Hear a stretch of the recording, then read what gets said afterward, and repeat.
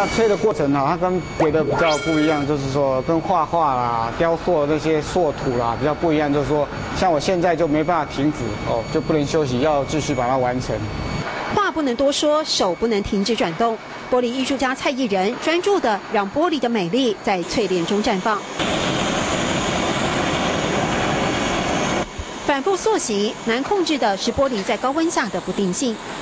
我们看到这个圣诞球，这下面怎么了？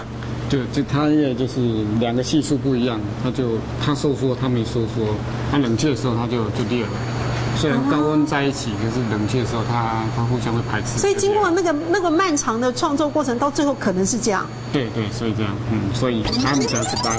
俺唔想失败，老师说我不怕失败，要求黑女神，这就是人生嘛。有时候你这中间过程就是不会尽如你意。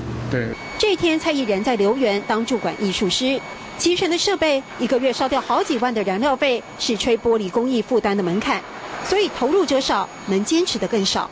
有助手，你可以等于是如虎添翼，你可以做复杂一点。那一个人做的话，会比较可能做单纯的型了，可是一个人做就会比较自得其乐这样。在孤独中思索创作，将山水意境和人文意境的向往置入作品中，让冰冷的玻璃有人文的温暖。艺术家持续以能量专注在他口中没有逗号、没有停顿的创作。蔡老师是台湾少数同时铸造融合吹制玻璃多元创作的艺术家。他说，不是每个人都有机会能够见识到玻璃在冰冷的特性之外，那热情如火，而且可以快乐铸作的过程。现在透过了教学，与更多人分享。